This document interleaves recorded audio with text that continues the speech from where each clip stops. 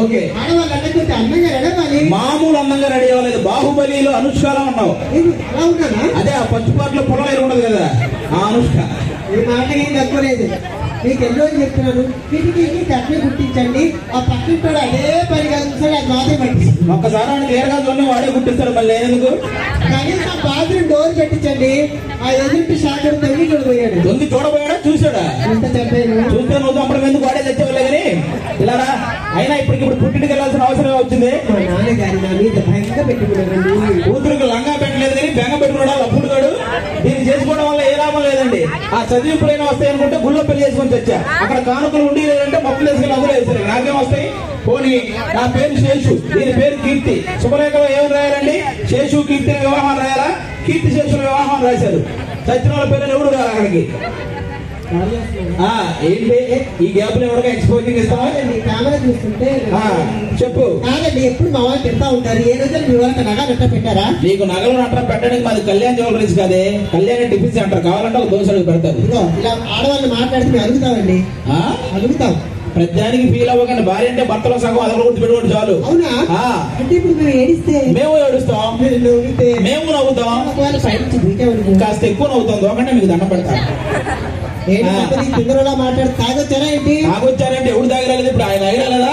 ఆ వెనకైనా వేయలేదా? ఒక చుట్ట వేస్తాను, తప్పే ఉంది. మగాడా నాకు తాగుతారు. ఎందుకంటే మీ నెల్లూరు కుర్రాళ్ళు అలా తాగుతారు. ఆ తాగే డబ్బులు పెద్ద కారు కొనుక్కొచ్చి తెలుసా? మీ ఆడాలు మేకప్ వేసుకోవడం మానేస్తే ఆ డబ్బులు హెలికాప్టర్ కొనవచ్చు. ఏమంటే మేము మేకప్ వేస్తున్నది మీ అందరి కంటికి అందంగా కనిపించడానికే. మేము తాగేది కూడా మీరు మా కంటికి అందంగా కనపడటానికే. అందుకనే నిన్న సరళతో గొడవ పడ్డారు. ఎందుకా గొడవ? సరళతో గొడవ. ఇప్పుడు మనం పొద్దున్నే టిఫిన్ చేసే టైంకి ఎవరైనా ఇంటికి వస్తే ఏమంటాం? టిఫిన్ చేద్దరంటే అంటాము. మధ్యాహ్నం భోజనం చేసే టైంకి వస్తే భోజనం చేద్దరంటే అంటాము. అది రాత్రి పడుకునే టైంకి వచ్చింది రండి అన్నాము, దానికే గొడవ అయిపోయింది. మీకేం తెలుసా నవ్వుతున్నారు?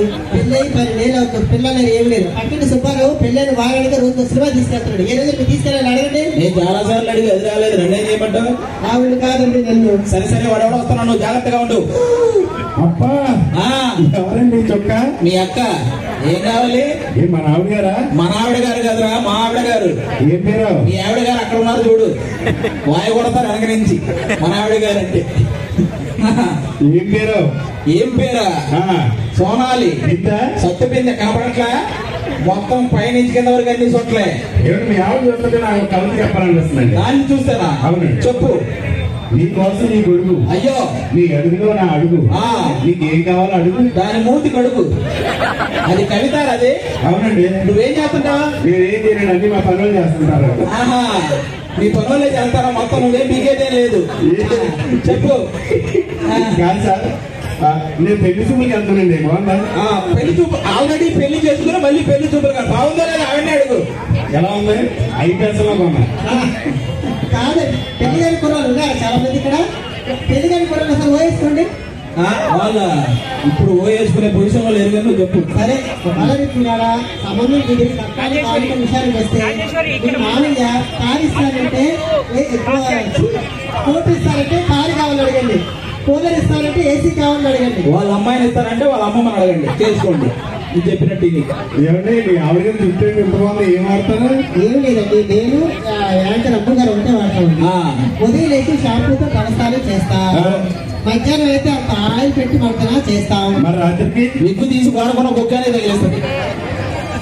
ఇంకా ఇది మరి కాదా మొత్తం అదే. సరే, once again thank you so much అండి అందరికీ. ఈ రోజు మేము నెల్లూరులో ఈ ఐ ఫ్యాషన్స్ మెన్స్ షోరూమ్ అన్నమాట ఇది.